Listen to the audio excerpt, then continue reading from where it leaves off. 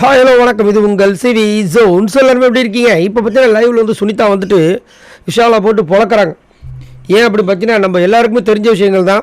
விஷால் வந்துட்டு அவரோட கேமை விளையாடாமல் மற்றவங்களோட கேமில் வந்துட்டு குறிப்பாக அன்ஷிதா தர்ஷிகா இவங்க 2 பேரோட கேமில் இன்ட்ராக்ட் ஆகி அவங்களுக்கு வந்து ஒரு லவ் மாதிரி ஒரு விஷயத்தை கொடுத்து அவங்களும் பாவம் நொந்து போய் கடைசியில் இப்போ என்ன ஆகிடுச்சுன்னா அவர் உள்ளே இருக்கார். ஆனால் அவங்க 2 பேர் வெளியே போயிட்டாங்க. இப்படி தான் வந்து வெளியே வந்து பயங்கரமாக போயிட்டுருக்கு. ஸோ உள்ளே வந்தவொடனே சுனிதா ஒரே வார்த்தை கேட்டாங்க, நீ என்ன ட்ரையாங்கிள் ட்ரை பண்ணுறியா அப்படின்னு. அப்பயே டென்ஷனாக இருப்பார். அங்கேருந்து தீபக் கேட்டிருப்பார், யாரை பற்றி பேசுகிறேன்னு. ஏன்னா நீங்கள் எங்கே அங்கேருந்து இப்போ கேட்க வேண்டிய விஷயம் அது கவனம் வாங்க அப்படின்னு சொல்லி கத்திருப்பார். ஆனாலும் சுனிதா விடலை, தனியாக கூட்டு போய் கார்டனில் வச்சு பொழக்கிறாங்க. நீ வந்து ஹோப் கொடுத்த. இல்லை நான் ஹோப்லாம் கொடுக்கல, ஆக்சுவலாக அவங்க வந்து என்னை லவ் பண்ணுற மாதிரி பண்ணாங்க, நான் அவங்கள தடுக்கலையாம். ஏன்ப்பா தடுக்கலாம் என்ன அர்த்தம்? எவ்வளோ அதாவது செய்கிற வேலையெல்லாம் செஞ்சுட்டு அதே மாதிரி நம்மளுக்குலாம் ஒரு டவுட் வந்துச்சு பாருங்கள். போகும்போது காதில் என்ன சொன்னாங்க அதை சுனிதாவும் கேட்குறாங்க. ஏன் உங்களுக்கு தான் மைக்கு இருக்குது கேட்டிருக்குமே அப்படின்ற மாதிரி சொல்லும்போது, இல்லை எங்களுக்கு கேட்டுச்சு நீ சொல்லு அப்படின்போது ஒரு நேமை சொன்னான் அப்படின்போது, எந்த நேம் அப்படின்னும்போது, இல்லை அவங்களோட எக்ஸை பற்றி ஏதோ சம்திங் ஏதோ சொல்கிறார், எக்ஸோ ஏதோ ஒன்று சொன்னார்.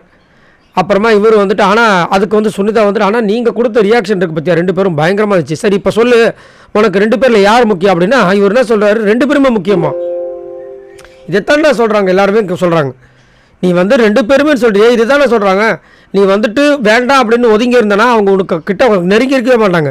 நீ என்ன பண்ணுற, உன்னோட அதாவது உன்னுடைய பாடி லாங்குவேஜ் உன்னோட பேச்சு நடவடிக்கை எல்லாமே வந்துட்டு அவங்களுக்கு ஏற்ற மாதிரி லவ் பண்ணுற மாதிரி காமிச்சு அப்படின்னா, இல்லையே நான் அந்த மாதிரி இது வரைக்கும் வாயை திறந்து நான் உங்களுக்கு ஹோப் கொடுக்குறேன்னு சொல்லவே இல்லையா.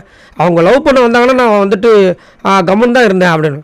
ஏன்டா அவங்க ஆக்ஷன்ஸு எல்லாமே அந்த மாதிரி தான்டா இருந்துச்சு அப்படின்னா அதை அக்செப்ட் பண்ண மாட்டார்.